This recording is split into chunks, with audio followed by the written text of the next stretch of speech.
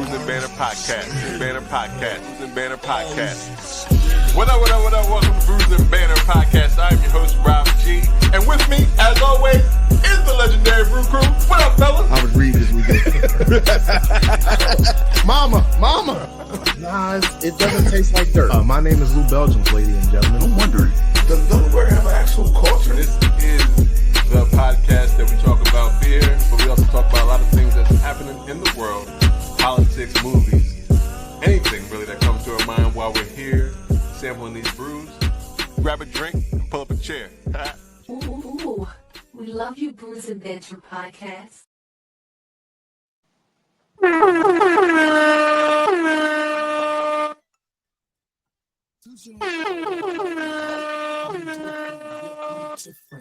I'm different, yeah, I'm different. To the scene with my cellar missing. Pull up to the scene with my cellar missing.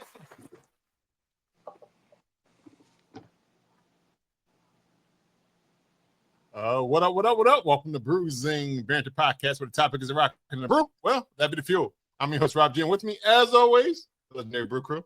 What's going on, Lou? What's up, Rob? How you doing, man? How y'all doing out there? I can't complain. At all. I'm just enjoying another day. Yeah, I seen you TikToking and everything with your little baby girl. I see you out here. Yeah. I didn't know your legs move like that no more. Well, she didn't either. Let me show my baby what I got. That was impressive. Cheers to the 40s, the man in his 40s. Thanks. This is another episode of Bruising Banter Podcast. If this is your first time joining us, we're glad you are here this afternoon, this morning, this evening, whenever you are watching or listening to the podcast. And if you are a returner, Bruiser, Bruisette, thanks again for coming back. We are glad you are here because we do have another great show because we have another, I guess, Black history in the making. Yeah. We have the co-founder of Draught Season, also the director of strategy of Craft for Action, and the newly installed president of the Georgia Craft Beer Guild. Give it up for Kevin Irvin. Let me bring it in. Do we call you Kevin now? We call you Kevin now? No, man, Swerve is always in there. Swerve is always in there. Let me catch up with y'all. First of all, let me catch up with y'all with, dare I say, one of the top collabs. Yo, wait, hold on. We're going to get there, Presidente. You know what? Matter of fact, he get to run the show. He get to just call all the shots. Yeah. That's funny. Do whatever you want. How you doing, man? I'm doing well, man. I'm here. Can y'all hear me? Yeah, okay. Okay, we great. should start this all over again. I don't like him coming. We supposed to say do Swerve. Well, before we get into everything, we always like to know what everybody's drinking on. So, what are we drinking today? And Swerve, I know you already showed us a little bit, but what are you drinking? I'll give it back to you. I'm drinking the Stone Fruit Peach Kush Kölsch. It's one of the collab beers for Barrel and Flow, which also my team Craft for Action is a big part of. This is one of what I feel is one of the best beers, one of the best collabs that I've ever done, actually, and one of the best beers in the festival, coming in at 5.5, coming in crisp and clean with a little bit of that Louis XIII terps on it to give you that dank and some of that peach in it, all from my brothers at Abstracts, coming in with a great beer. All right. Lou, you got something? Nice. Yeah, he did it. I that's why I told him to slow down. Lucky. I got it too. So yeah, did it for everybody. Beer. Yeah, I got a shout out to El Presidente today. Yeah, guess what? I drink mine. So what you got, yo? I know people, yo. I got more than one. I know people. Yo, so I got the it's an Imperial Stout from Peoples. This is what it look like. Stout Queen. Can you see that? Because I can't see it. It's actually really good. Oh, great. Nice. This is coming in at a whopping 10%. This is brewed with sweet orange peel, vanilla, and cocoa nibs. I haven't tasted it yet, to be honest. So Everybody loves cocoa nibs. Yeah, every time it's a stout, it's cocoa nibs in every stout damn near. Like, I mean, it smells good. Now it tastes pretty good. Now it is, woo, it's strong as a motherfucker. I can tell you that. Woo. Yo, What was it? it's 10%, but it almost tastes like them, like, I don't know, like the cocoa nibs is like super roasted. Like, I don't know, it tastes burnt almost. That's the only way I can describe it. It has a very burnt flavor, but it may be the mixture of cocoa nibs and and orange peels that's giving it that burnt bitterness. Yeah, I think that might be it. So with this, I mean, it's a solid stout, but I probably would just drink one of these joints, to be honest. Yeah, especially on Tuesday. Yeah, or Wednesday or Thursday or Friday. Whatever. Never been Tuesday for Yoda. That's a weekend. That's a weekend beer. For sure. That's a nighty night beer. Yeah, it definitely tastes like a 99. Yo, I have a question before we jump off the thing. Swerve, you have any more titles that you want to throw out? Oh yeah, don't forget about Lantucky, man. That's what brings it all home. Operation Director at Lantucky, co-founder of Drought Season, Director of Strategy for Craft for Action. One founder, leaders of the Brew School. That's kind of the foundation of everything. Man, okay. And then now the newly elected president of the Georgia Craft Brewers Guild. I also like to say one more accolade. Artists. I didn't notice, and you didn't even bring it up, but you did the artwork for the can? Yeah, I do. I do a lot of the art. I do a lot of the art for all of our the Drought Season stuff that you see. It says his name back there up at the top. You see me. Mm-hmm. Had to put the government name on it to make my mom and dad proud. Yeah. Because that's floating around Pittsburgh. But yeah, art is just something I like to do on the side. But it does work with Drought Season. A lot of the merch that you see, between Brandon and I, we come up with the ideas and I put it together. So, just trying to use all my talents. Trying to use all my talents to get it how I live, man. I see that. Congratulations. I heard that. Yeah. So all of y'all are drinking the same thing? Is that what's happening? Yeah, we are. Okay. All right. Stone fruited Kölsch. Mine's is in my bruising banner glass, though. And I got it in a log jamming glass. Oh, I didn't even show y'all what mines look like in the glass, but it's like, I mean, it's a solid stout, but I got my big boy bruiser banner glass. So, yeah. Lou, sit that little glass down. Thanks. Why we hating on bruising banner glasses, though? that's man on. I mean, when it's little like that, George, what's that, Georgia Beer Day on it? It's a Georgia Beer Day glass. It's one of the biggest events we have at the Guild. We release glasses every year. People come out, want to make sure they get the collection of glasses and just go around, because usually you get it poured with the glass. So you go around and just get the glass and travel around to everybody celebrating Georgia Beer Day. So that'll be a great day that we're looking forward to celebrating this year, but this is our glass from last year. So, I mean, since we talk about it, is it going to be a new glass for this year? There's a new glass every year. Every year? New glass every year. Collector's items. Yeah, collector's items, definitely. 2026, I guess. Yep, in 2026. Be coming up. Nice. All right.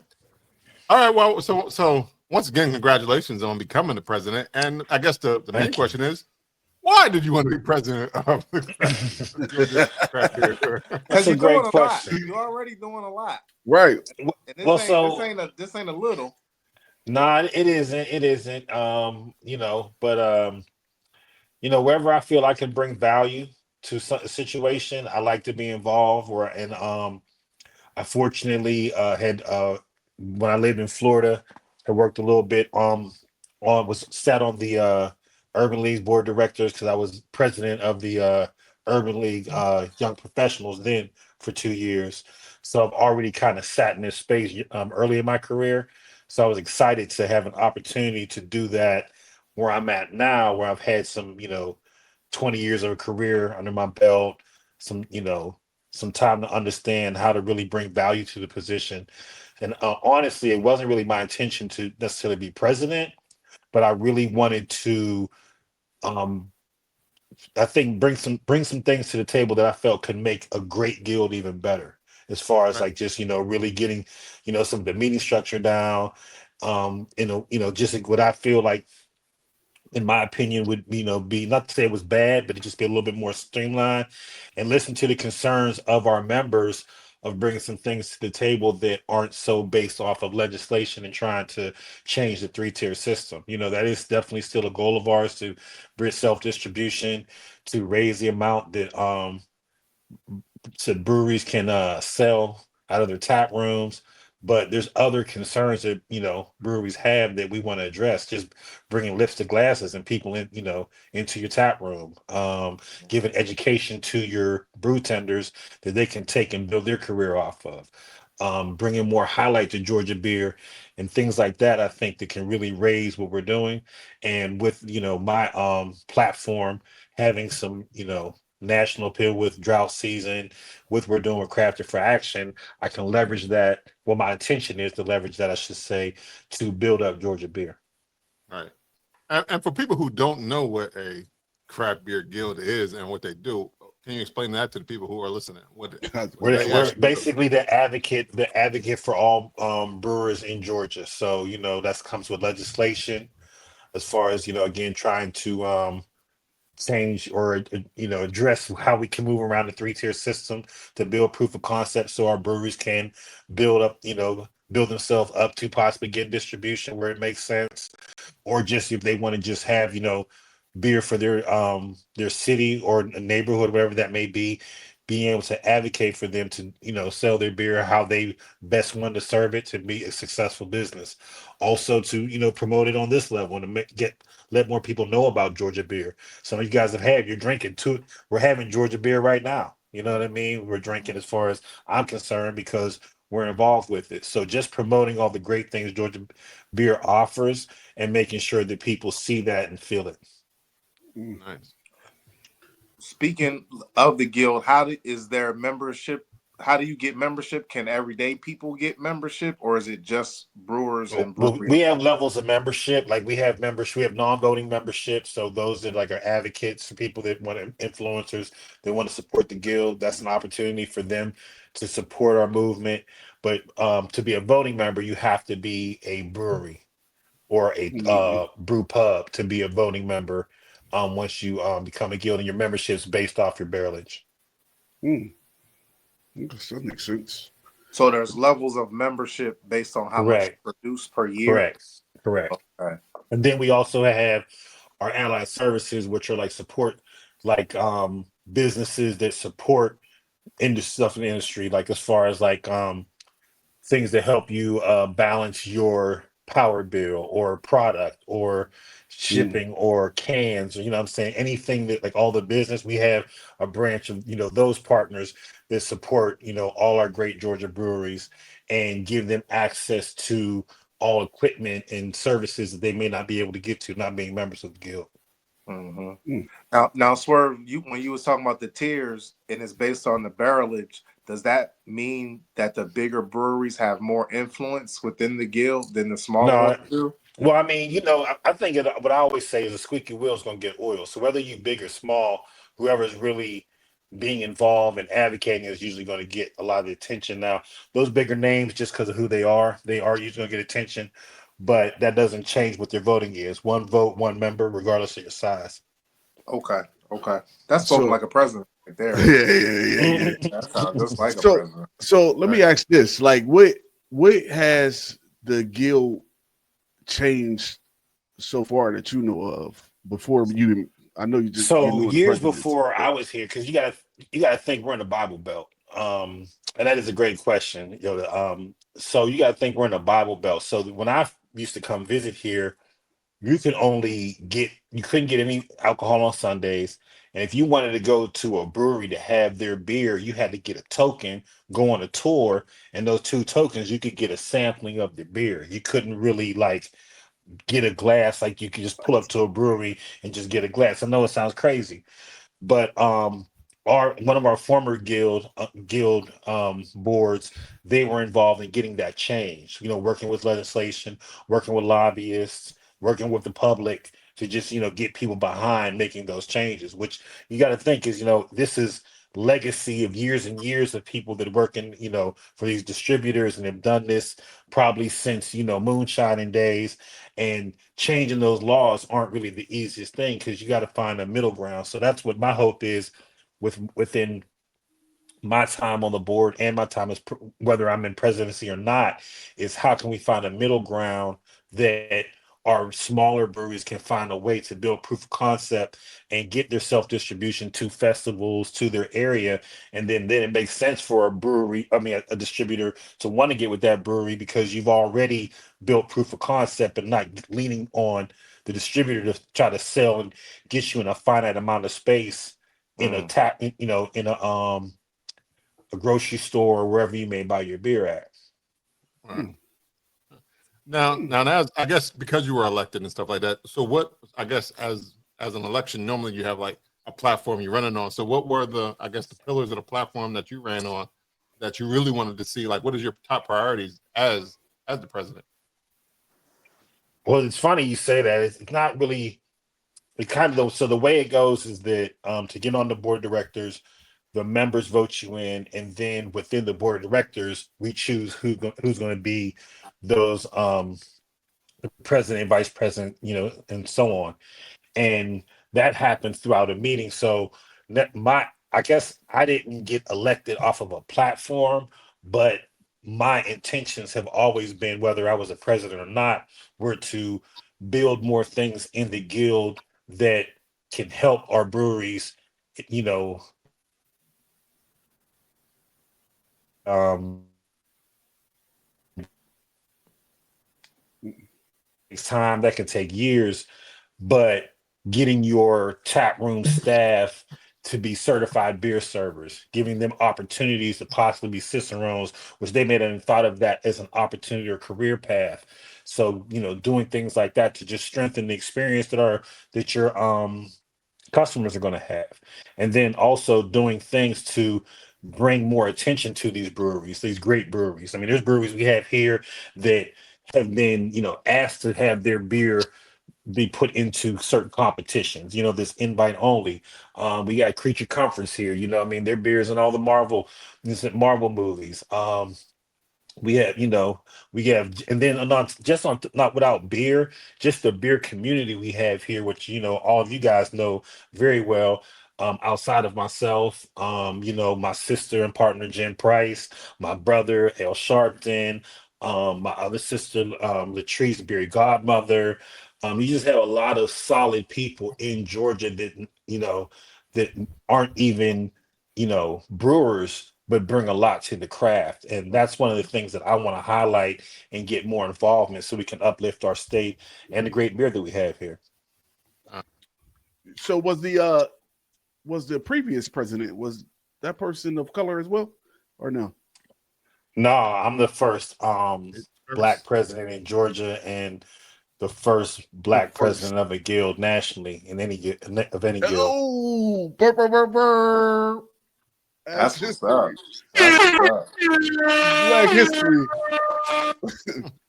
Yeah, man, beer's Black history, man. Kind of comes full circle, don't it? It's kind of crazy. That's what we push, and I was able to do that. Didn't know that, and something I thought about, but then, MB2A did the research and qualified it. So, I'm very proud of that. I'm very, very proud of that. But it's not just getting the designation. I want to make all my people proud with the work that I do. When I say people, that's not only my people of color, my brothers and sisters, but everybody that I support with Georgia beer and they support nationally and work with, regardless of color or creed. We all have one thing in common, which is loving great beer. So I really want to open that up and bring diversity in that space to just make the whole craft live. Do you do like the guild members have like a conference, or like do y'all We meet have at a fall CDC trade or things conference. like?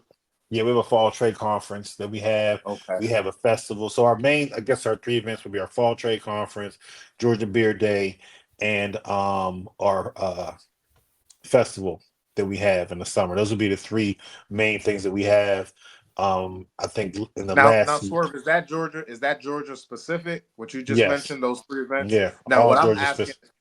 what I'm asking is, do all like the guild presidents Oh nationwide? no! Well, the guild Is there executive like a? directors do, because we have staff. We have staff. So our staff would go and have those meetings, because it's a voluntary position. It's not a paid position. You're doing it as a labor of love and because you really care about the craft. But with that, our paid staff would be the ones to attend those meetings and put in the great work that that everybody sees to push the guild forward.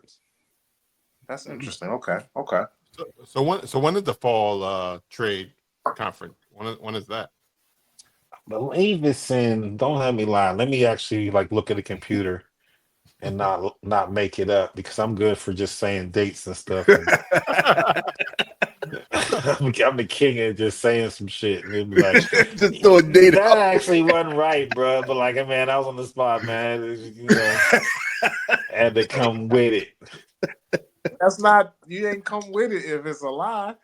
Well, it wasn't a lie, man. It was truthful. That's what I knew it to be at the time.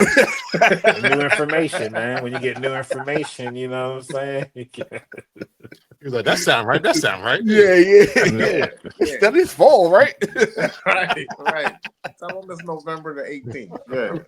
Right. That is fall. No, I'm gonna give you guys a real dates. Just give them the fall season. That's all. We're like, September 23rd. Man, he's the president of Florida, man. It ain't even Georgia, boy. This boy's just talkers. He on the wrong guild.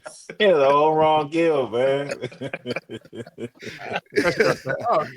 Check the website for what us. What is the dude talking about?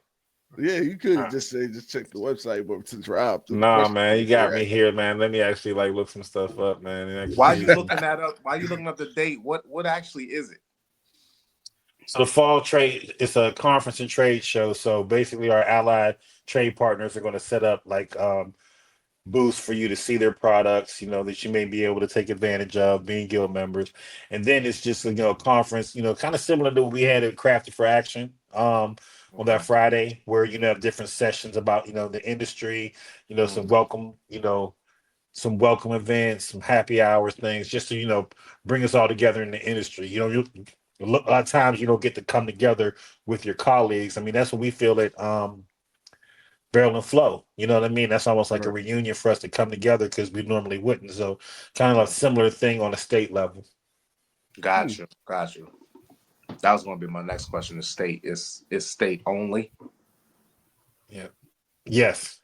People come in from all over, but it's mostly breweries in the state that are taking advantage of it. Makes sense. Mm-hmm. Yeah, it's funny because I really never knew what a guild actually did, but this is very interesting. Just a lollipop guild. I don't really even know what they did. I don't even know what they did. They just made They didn't even make the lollipops. I watched. They just gave a big lollipop. They just gave her a lollipop, and that's that was it. Well, that's what they did. They collect big lollipops. That's okay. So Swerve is never going to find out when this trade is. No, I'm not really. No,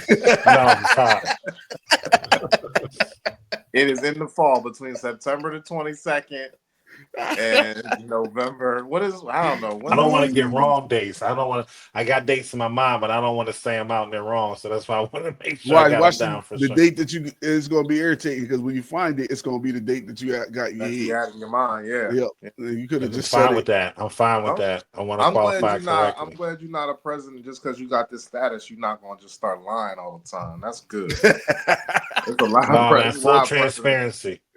Full transparency. I just log on to the website. I don't know if this is right. date or not. What date do you got? It says Monday, November 10th. That's not right. Yep, that's it. Yep, that's correct. What you looking Monday, at? November President? 10th. Where you Who's going? Monday? I'm actually looking at our newsletter that goes out every month and tells you all the great things about our guild. Can anybody get a part of that newsletter, or you just you got to be a part of the guild or a Georgia? Got to be a part of the guild. This is for our membership. Okay, okay. Nice. And the membership is only Yeah. Georgia people, even the non-voters. Yeah, only Georgia. Yeah, only Georgia. Only people that live in the state of Georgia or residents. So here I can give it everything to you. We got the Fall Conference of Trade Show November 10th. We got Georgia Beer Day. It's going to be on March 7th. And we got the Georgia Craft Brewers Festival on Saturday, April 11th. That will be in Woodstock, actually. That's going to be a little bit north of Atlanta. Okay. So Woodstock, Georgia. I mean, learn something Where new that every day. Mm-hmm. Robinson, where It's like 30, it's like 25 minutes north of the city. that is true. That's why I say you learn something new every day. For sure. So Swerve. So like I know you said that there's a lot of things that you wanna bring to light or even like change for the breweries in the state. But how do you go about doing that? Is this do you particularly yourself have to sit down with the state governor or whatever or mayor or anything to get these things approved, or is this just something that's voted on and then y'all send it over and you see if they approve of it? Well, it depends. If we're talking about like legislation, yeah. Like we know we're working with lobbyists, we're working with state legislators, and definitely like any government official that really wants to help push what we're doing through. So those are the things we're really looking to get a little creative this year and trying to work with different people to try to just get that bill to. Well, okay. All right. Flip your phone again. That sounds interesting. It's so funny because I got a follow-up question when he comes back. We'll be right back. Y'all hear me? I think I lost the audio, man. Oh, you back on the audio? We hear you on the audio. Now we can't see you. Just twist and shout, twist and shout. Turn this mother up. Yeah. There. That's Yo, he making me dizzy. He can't hear us. What happened? Uh-oh. How about now? Because it says you're not. Can you hear us? Man, your earbuds died. Oh, it's an earbuds died. Let's talk about him since he can't hear us. It's always fun. No audio. Tell him go out and go back in. Ooh. Because I got a question. I got a question. Swerve, can you hear us, Swerve? Yo, I hate Swerve glasses. Yo, those shits is. Oh, can you hear us?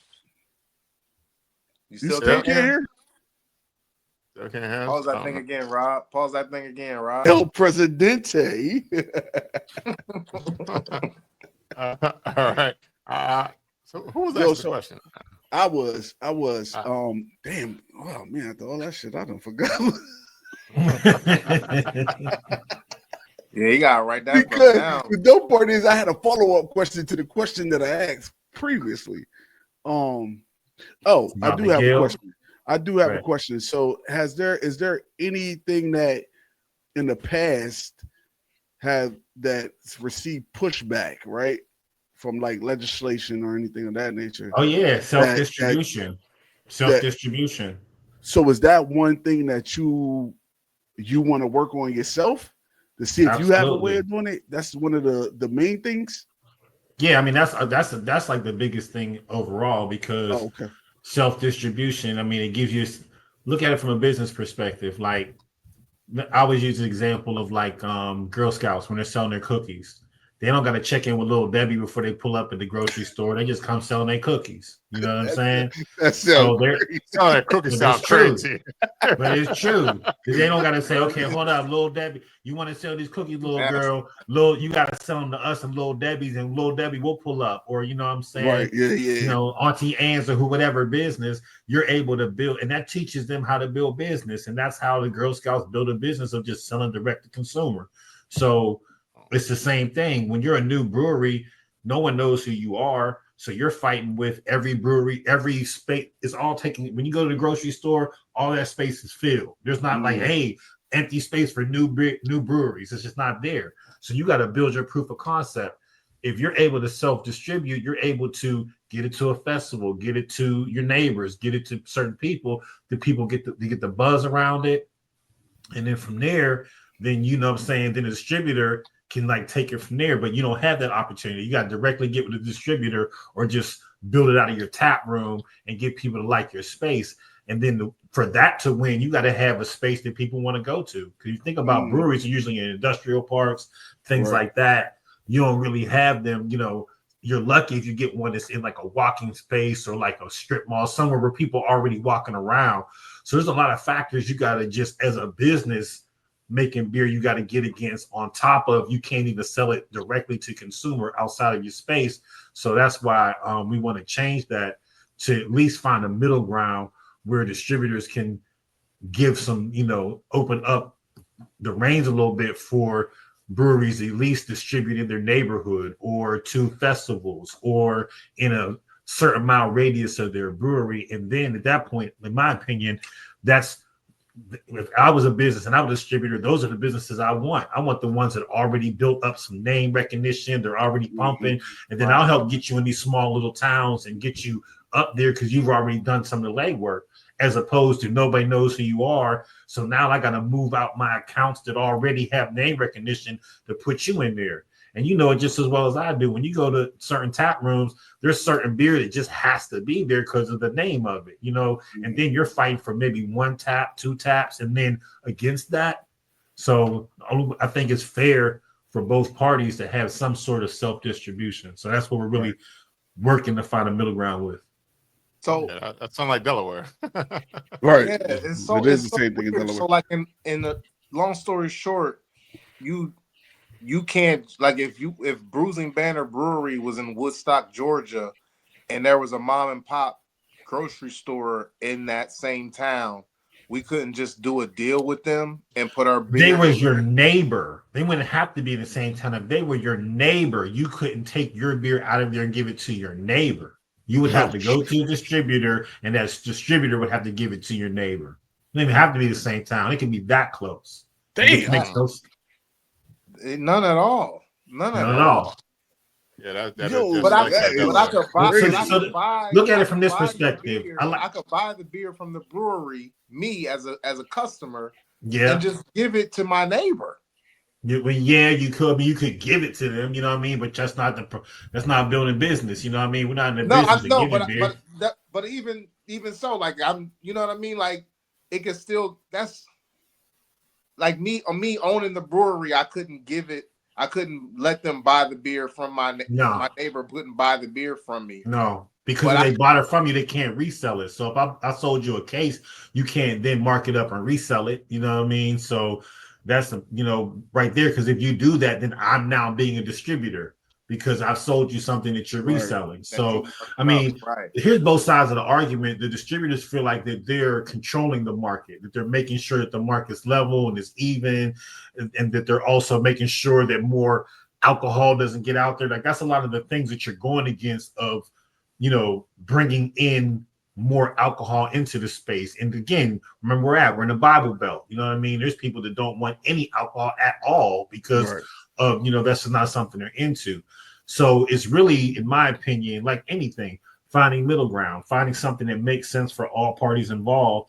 And I feel like, in my opinion, it's finding that point where self-distribution makes sense for that you need a distributor. At a certain point, we're going to need you to get us in a small town. Like, you know, where my mom's from Swainsboro. It's a small town here. If I'm doing work in Atlanta and we're busy, I don't have the resources to get our beer down to Swainsboro. But if I get a distributor, they do because they're doing the whole state. So at that point, I've already built up name in Atlanta. So all these other surrounding towns, like, hey, we want that beer. We want the Peach Kush Kölsch. We keep hearing about it. We keep hearing about it. How do we get it? It's like, okay, now you're coming to me as a distributor. Like, hey, man, like a lot of my accounts are asking for your beer. Let's talk some business because we built it up. As opposed to, hey, here's this beer you never heard of. It's a Peach Kush Kölsch. It's this and that. Right. You got to keep selling it. You know what I mean? And then they're like, all right, yeah, let's see if it can compete with Tropicana. Let's see if it can compete with, Budweiser, or, what I'm saying, or different names that or Coors Light, or names that you just know are going to already be in a tap room. You're fighting for that space. So, I think that coming to the table, because, we all know it, breweries are closing more than they're opening. You know what I mean? And so it's advantageous for all of us, I feel, to find some ground and keep breweries going.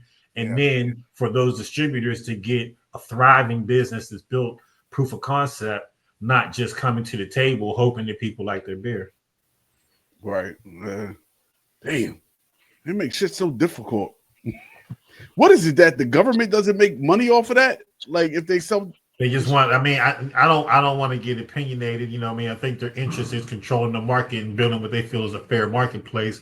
But times have changed. There was a time where there were probably maybe 4 or 5 breweries in the state. You know what I mean? Yeah. So, even nationwide, there probably maybe 30 or 40. So beer took a boom. You know what I mean? So, and it was easy to control the distribution when it was 5 breweries in this whole state. Absolutely. Because from their perspective, if we can self-distribute, then that takes away, their business. And then now, it's cutting their market share.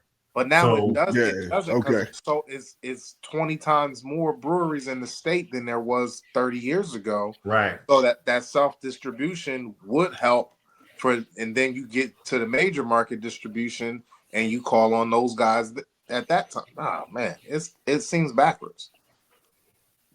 Yeah, a little bit. When is government's always going to catch up, unfortunately. You know what I mean, on every level. You know what I mean? It's playing on a certain level of catch up.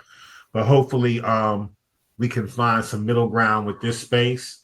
My hope, honestly, is to build momentum that people, get excited about, just like anything. When you have any change, not put it on me like, I know I'm going to do all the great work I can, but any change you can have, it builds excitement. We have a new board that's very invigorated and excited to make change along with me.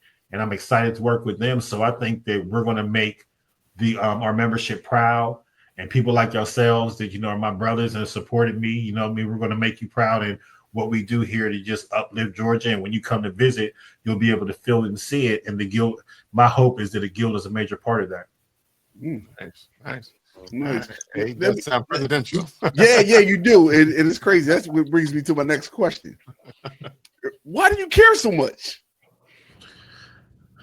Somebody has to, right? It has to. And, for me, when I came into the industry, I was always trying to figure out where my space was because I'm not a brewer per se. You know what I mean? I made beer. I know how to make beer, but it's not really my passion is making my beer. My passion is the business, is the art of the business, is how do we find a way to be nimble in the space? How do we find a way for a market that's going down? Less people drinking beer, the age range of people drinking beer is changing. How do we still thrive in that? That's interesting to me to figure that out.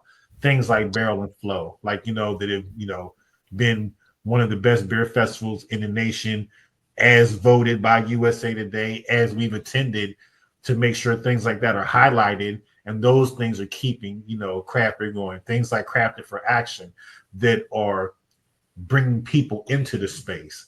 I can tell you that since I've been involved with Crafted for Action, I know 5 people directly that had no interest in dealing with beer at all that are now attending things or getting involved in making wine or just interested in the excitement. You know what I mean? Because really, to me, what I always say is community. Like, regardless, like, we all like beer. That's what brings us together. It could have been records, it could have been sneakers, it could have been comic books, it could have been anything. We just built community around it, and we've all grown in that. And the important thing is building that community, supporting each other, but using that platform that we have to be able to make change. So that's what I feel fortunate enough that, I think was different for me than any of, that I know of any of my predecessors that work for the Guild. But I have a national network that I'm connected with. Brothers like yourself, my brother Dave Bracey in Pittsburgh, my people's out in California with Oak Park. We have people that we're connected with that can really do things and bring attention on a national level. So it's always been, exciting to me to bring all that together, to see you guys, to be the first podcast we spoke on, and here we are today. You know what I mean? Of how both of our brands have grown. That's exciting to me. You know what I mean? Why y'all do it? You know what I mean? Because you love it. You know what I mean? Yeah, opportunities come into play. You get some bread here and there, but that's not what's driving it, because nobody in beer is breaking the bank, even if you have a brewery. You know what I mean? Unless you're a big dog, you know what I'm saying? You're doing it because you love making beer, you love the community, and you love that aspect of it, and you make enough to get by, you know what I mean, or keep the business going. But as far as you're going to retire off of it, there's not. It's just a lot of overhead. You know what I mean? There's only certain breweries that figure out that science of getting people to their tap room and low overhead to be able to make profit. But any business, you're looking at 3 years in before you really make profit. You know what I mean? So it takes time. And but to answer your question, getting a little, I digress a little bit. I just really have a passion for building community, and this is all part of it. Whether it's the Black craft community we built nationally, whether it's the Georgia craft community that I'm in, or just the national community I have of just people I know of all races, creeds, and colors in craft beer. They just all have the same mission of just making sure that, we're able to drink great beer and share in community. For sure. Nice. Makes sense. Hey, man. All right. Swerve, I got a question, Swerve. You keep bringing up proof of concept. Can you elaborate on why you want to have breweries prove their proof of concept more throughout the process? Well, that's a great question. So look at it from this perspective. I'll break it down like this. Think of when you go to a beer festival, all the beer you drink. It's hard to say, hey, this is every single beer I drank. Yeah. Usually the ones that stand out is something that has some big flavor, or it had a crazy looking can, or the people themselves were just super engaging. You know what I mean? Whatever their secret sauce was, because everybody let's just say an IPA. Everybody got an IPA. But what makes it that one that stands out? What makes it the one that you want to go back to? Yeah, it can be flavor, but all that other stuff, the experience that you had, is what makes it. So whatever your concept of business is, whether it's we're going to be there's some breweries that they have a theme where their brewers, there's one in Houston, the brewers worked with NASA. You know what I mean? So all their beer has that concept, and you stick to that. You build that concept. You get people that are aligned and like NASA stuff and things like that. So you're already lending to that. And then you're making good beer in line with that. So you built a concept that people can get into. So then I may not be into it, but I can respect your concept. Like Hooters, you know what I'm saying? I think the wings, people hate, they're okay. I don't think they're great. You know what I mean? They're decent, but they have a concept. And people that like that look know what they're getting when they go there. And that's how you build up something that's repeatable, reliable, and scalable. You know what I mean? You go to a business, if you went to a brewery and every time you go there, they got totally different beers. And one time they got all seltzers. And the next time they got all THC. It's well, what do you have that I can continue to know? You know what I mean? Where's your Le Fin du Monde? Where's the beer that I know every time I have it, whether I get it at the gas station, at a restaurant, wherever, it's going to be the same thing, because you built a concept that I can dial into, you can scale it, and people can understand it. So that's why I continue to say that, because once you've gotten to that point, then it makes sense to scale. That's if I'm a distributor, I want something that's going to sell itself. I don't want to have to tell your story. I want it to already have known and people know about it, so it's easier for me to get in there, because what I bring to the table as a distributor is I can get you in that small town. I can get you in Swainsboro. I can get you up to Rhode Island. I can get you all these places because I see what you're doing and I have this reach. So now at that point, you have a concept that's going to sell itself because it's already proven in a small market. And then you just, as a distributor, find matching markets. Okay, this sold well in Atlanta. What's a matching market? Houston. What's another? Maybe Chicago. So you say, okay, it works in big metropolitan areas. Or if in the Woodstock's not a small town, but just because y'all just know that, let's say Woodstock's a small town. Then you start selling the small towns. So you say, okay, we'll do Woodstock. And then when we go to Pennsylvania, we're going to go up into Butler County. And we go into all these, when we go into Florida, we're going to go into Belgrade. We're going to go in all these different small little towns because your concept sells there. So anything that you're doing from a business perspective, you always want to think about how am I building up my concept that's repeatable, reliable, and scalable. Make sense? Yeah, absolutely. Spoken like a true businessman. Reliable.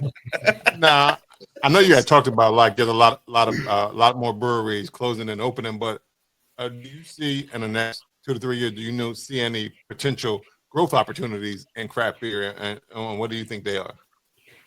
So, see, this is the thing. Like, this is what I say, and it hurts feelings, and it hurts me to say it, but the way it's looking, craft beer is going to be like records. You know what I mean? It's going to be something that only certain people really love it and listen to.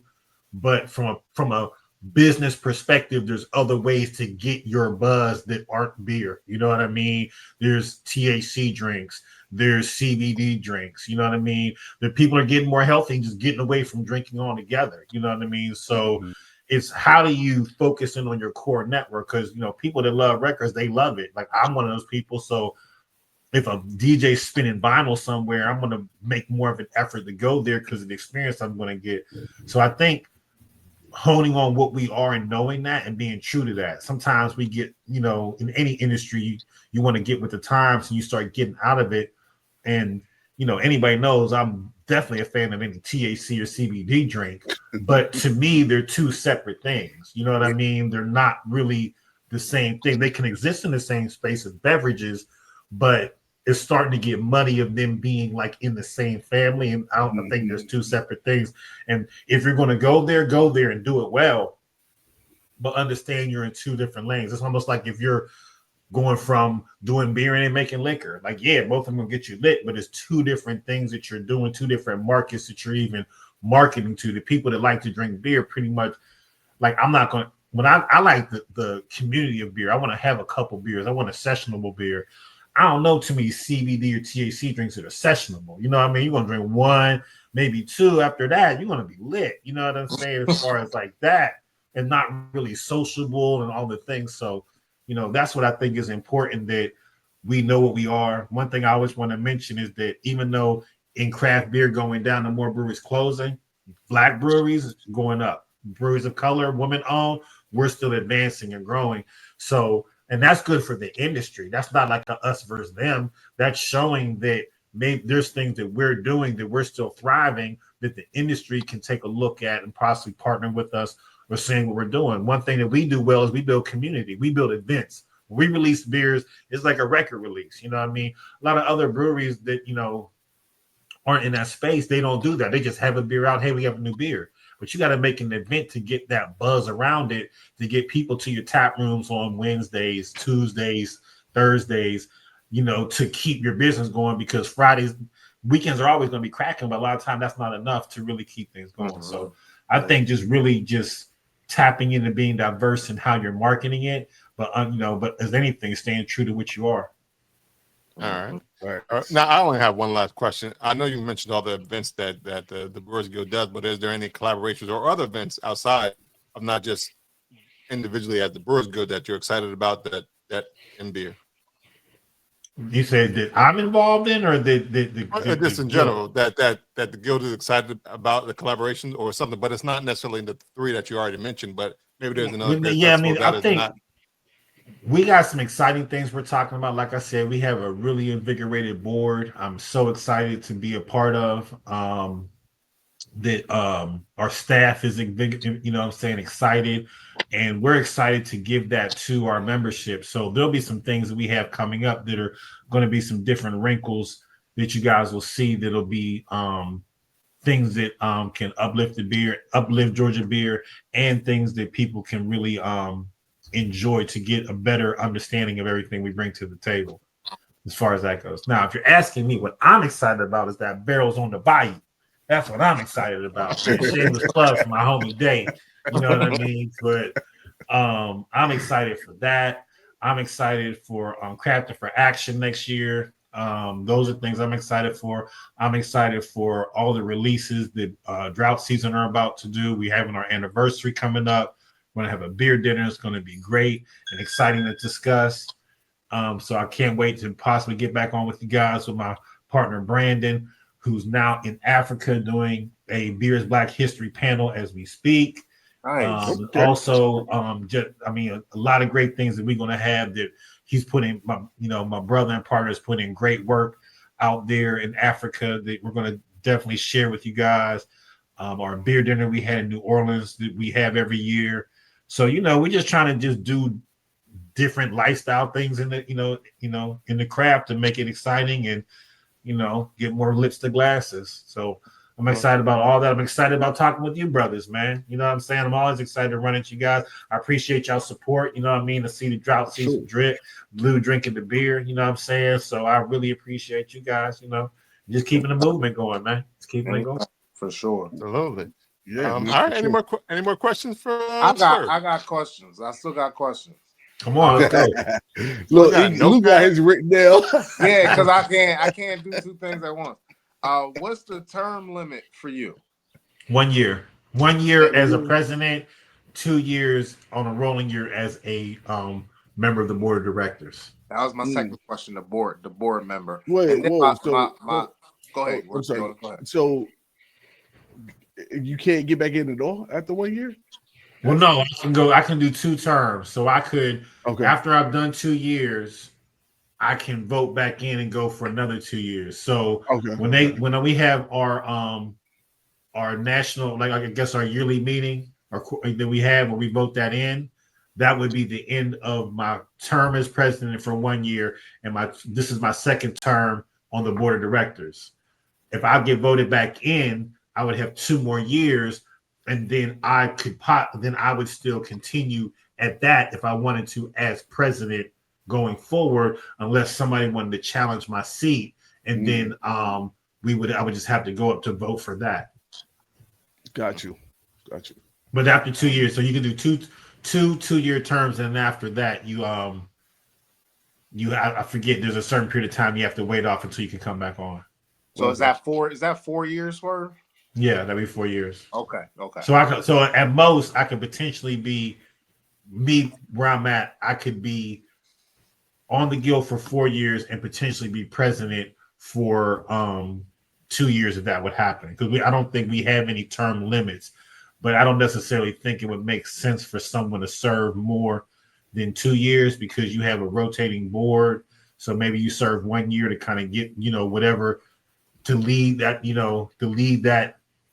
board of directors to whatever we decide on as a team, another year to implement, and then pass the reins on to keep government going. That's what would make sense to me. I couldn't see myself wanting to do more than maybe 1 more year, if that, depending on how things going. It's just really what makes the most sense. I mean, we may kick ass in this first year, and then, okay, it's time to keep it fresh and let's get someone else in here. Or it's like, man, we still got more work to do. I still want to run another term because, there's still more things. Just like we see in our presidency now, like when presidents want to go for another 4, they feel like they got more work to do, or sometimes I did my 4, I'm good to go. Right. Gotcha. And then my last question, you were mentioning earlier how different things like the distribution and things like that y'all trying to get past. How did y'all get beer in grocery stores? Do you know that story? Because we don't have it. I know there's other states that do, but we don't. So I want to know from you if you know that story. Well, I mean, I think when you have, I don't know specifically. My thought is that when you have distribution, it's really certain. Like I know, like in when I was growing up in Pittsburgh, like you didn't have any alcohol in a grocery store. Like you had to go to a state store, you know what I mean, or you had to, or a distributor directly, and you were buying it from the distributor location. So I think it has to do with how different businesses are coded in your state and what they're willing to sell. Because if you think about it, beer in a grocery store can be looked at as making it more accessible to younger people to get to, because it's, you know, it's like a gas station, like they can get to it easier. So certain states, like, you know, we're up in Pennsylvania, those are some of the first states, you know what I mean? Pennsylvania, Delaware, you know, they got old laws, and they may look at it more from that perspective, where they don't want beer to be as accessible. They want it to go somewhere where they feel like an adult would have to go to get it. Gotcha. Interesting. All right. Great conversation, man. I don't know if you know off the top of the head, but how many breweries are in Georgia? I don't know if you know that off the top of your head. I don't know off the top of my head. I'm gonna look it up, man. I don't make stuff up. Here we go. Here we go. How many breweries are in the guild, and how many breweries are in the state? You got 2 questions. Uh-oh. Put them on the We got around 170, 171 craft breweries. That's including tap rooms. Wow. It was 5. You said 30 years ago it was 5? About that, yeah. And Wow. I think we got about 80 in the guild, around about that are actually members. But again, this is a moving number, because you got tap rooms, you got breweries open and closing, you got people that they're not so much doing what's it called? They're not doing they're just doing they're working with a not a distributor, but what's the word? What's I'm thinking? When they have somebody brew the beer for them. Contract. Like a Contract. Mm-hmm. Yeah, you have a lot of those as well. You know what I mean? I'll tell you this, man. I will always say this. My brothers, Hip Hop Heads. If y'all familiar with Hip Hop Heads Brewery, are y'all familiar with them here in Georgia? Yeah. It's one of the, as far as how they build their business, I think they've done it one of the smartest ways. I always build them up. Because if you have a job, how are you going to like manage a space? You know, but contract brewing is a way to get, still manage both, get your beer out there and just market it well. You know what I mean? Just find a good location. So people thumb their nose at contract brewing, but sometimes to get in the industry, that's a good way to get in. Yeah. Yeah. All right. I have another question. I got another question. You said there was about 170 breweries in the state and about 80 in the guild. About half in the guild. Yeah. Is there a push to try to get more of those breweries in the guild? If it's up to me, I don't only want every brewery in the state in the guild. I want everybody who's passionate about craft beer, works in the industry, to be a member of the guild. I want our guild to be strong like that. Like if you guys were here in our state, I would want you guys to be a member of our guild. And how do we build that up? You know what I mean? How do we put it on another level? So that's my goal, is to increase as much membership as possible to lift up our state and to get more people excited about Georgia beer. Because it's not just Atlanta, you know what I mean? There's great beer in Macon, there's great beer in Athens, there's great beer all throughout the state, Valdosta, all over, you know what I mean? The Panhandle, my brother Joel, everybody, knows Joel down there, in Woodfoot making great beer. So that's my goal, is to get as many people excited and in it as possible. And then to build momentum, that people wonder, like, what are they doing in Georgia? Like, what are all these people talking about the Georgia Brewers Guild, So we can at least do that. You know what I mean? I think we got to win an increase in membership and bringing more attention to what we're doing here. Absolutely. All right. Any more questions? I just have one more statement. I have a new segment that I just thought of about 30 minutes ago. We will call it the words of the podcast. The words of the podcast today are nimble. And I don't know how to pronounce this, but he said Offendamad. Le Fin du Monde. That's a beer. Never heard Le Fin du Monde? No, that's the word of the podcast. No, that sounds like some real. That's a Unibrow. It's a beer from Unibrow. It's the first beer. I'll tell this story. It's what got me into craft beer. So my brother-in-law El Sharpton, when he was courting my sister, so to say, before he was my brother-in-law. I came to meet him, and he said, "Hey, you in the beer? Bring some beer." And I was like, "All right, cool." So I said, "Yeah, I'm gonna come with a 24 pack of Corona, some Bacardi Limon, man. We're gonna be drinking, you know what I mean? I'm thinking I'm bringing good beer, you know." And he was like, "All right, cool. Well, let's go to the store." So we go to the store. He's like, "Hey, man, you ever had this?" And he gives a bottle of Fin du Monde. They had a cork on it and everything. I was like, "Nah, man, I don't really want to drink no wine." He's like, "Nah, this is beer." I'm like, "With a cork on it?" And when he popped it, I've never tasted anything like it. It was delicious. And like the whole experience was great. The story behind it. I went to college to be, a history teacher. So that excited me to have the whole history and story behind it. So that just set me down a path to where we are today. So I always have a passion. It's my favorite beer, hands down, because it introduced me to the craft. And it got me to the point where I met you great brothers. I was able to do all this good work, to work in the guild, work for the guild on behalf of our membership, to work with, my sister, Jen and Chanel, and building Crafted for Action, building Jen's, dream of Crafted for Action, helping her to do that. Me and my business partner, Brandon, talking shit, having some beers, and ended up building the whole business behind that. It's been exciting, and it all starts with Le Fin du Monde and that experience with most people, if you came into the industry, pretty much you from the Ale Sharpton tree of some sort. You know what I mean? Where he gave you some nod, or him, or something from that perspective. So I'm just a member of that, a strong branch off that tree, so to say. All right. Got you. All right. Cheers. Definitely. I thought it was like Carpe Diem, but it is not. It means the end of the earth, because they went to the end of the earth to get all the great ingredients to make the ingredient to make the beer. Same thing. Le Fin du Monde, Carpe Diem. It's the same thing. Yeah, I love it.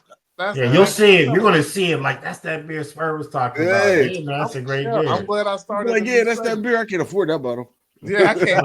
Man, bro, it's at your gas station. Trust me, man. Le Fin du Monde is like everywhere. Trust me, man. It's like it's a great beer you can pretty much get anywhere. Like I'm telling you, you just Rob, passed you it heard up of and it just before? never really saw it. Everywhere you get your beer is there. It's in the cut, chilling. Just been waiting on you all this time. You've been walking past, and you just sitting there chilling, and you're gonna be like, "Hey, man, hey, man."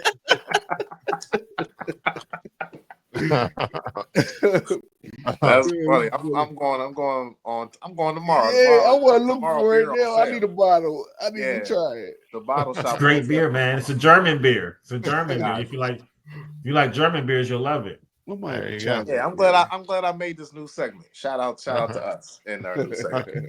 All right, definitely not off flavor, but definitely off topic. Since you are a vinyl head, what is one vinyl record you can listen to on repeat forever if you had to? Man, such a good question. If I had to choose one record to listen to all the time, it would probably be The Infamous by Mobb Deep. Because sonically, it just has such a great sound. For their, like, the lyrics are so dark and dirty, but the beats are so crisp and clean and fresh. And I just love the sound of it. Other than that, would probably be Midnight Marauders. Would probably be like one of those two, as far as like, albums. Or It Was Written, Nas. Like those are like three of my favorite that I can listen to. It's not really anything I want to skip. But yeah, if I had to choose one, it would be The Infamous, because I love the way it sounds. The beats are so great, and Temperature Rising, man, like it's almost like a R&B gangster song almost. You know what I mean? The beat knocks, and you got a lot of Q-Tip production on there. People don't know Q-Tip is producing bangers, man. A lot of bangers that people don't even know about. So yeah, for sure. All right, any more questions for Swerve? Nah, we won't ask one. All right, we connecting again, man. Are we all barrels in the bayou? What we doing? I'm gonna try to do it. I love every time I ask y'all that. I'm like, trying to go. Yeah. Maybe. Well, April was a tough schedule for Yeah, for me too. competitive cheerleading. Takes up a lot of Oh that. man, yeah, I get that. Yeah. Man, y'all gotta send Lou Belgium around, man. Your court, you know what I'm saying? Your ears to the street, man. Lou got time. What? Lou got time. What? Lou got time. to travel. I feel like I missed everything that y'all Lou just got said. time And then is he threw crazy. my name. Lou got time to That travel. was nuts. Yeah, I got All time. right. For Yeah, sure. he do. And Luke can travel a day. Luke can come for a day and leave the next. So he's that guy. I can't do that. I gotta stay for 3 days. Yeah. Well, at least I know I'll see You y'all got in to recover Pittsburgh from next the year. airplane. You telling a lot Yeah. of my business. You telling a lot of my business. I'm just saying. I don't like that. Well, being Okay. Black History, and now he is Black History. So we once again want to thank Kevin Sure. Irvin for coming on the podcast. Cheers. Congratulations. I can't clap, but I Thank you, man. I'm very honored. Thank you guys so much for the conversation, taking the time. I always have time for you, brothers. I appreciate you giving me a platform to uplift Georgia beer and talk about what we have going on. It was a great conversation. Yeah, Absolutely. for sure. Anytime, man. You always got a Appreciate platform over here. Before we sure. go, we always like to know how people can find you on these worldwide webs, how they can find out all the events that you're doing, not just with Draught season, but also with the guild and Crafted for Action. Like, how can they find all about what you're up to? Okay. Swerve Gotti on social media. Drought season, Crafted for Action, Georgia Craft Brewers Guild. Do not forget about Lantucky. Do not forget about all the great beer that we make there, a great venue that we have there. So anything dealing with that, I'm going to be involved with, and just tap in, man. Tap in. I'm not hard to find. I'm always open for a conversation, always open for a collaboration. All right. He's All right, a Lou? rapper. He sound like a rapper. Yeah, he do. My name is Lou Belgium. I'm on them Instagram. Yo.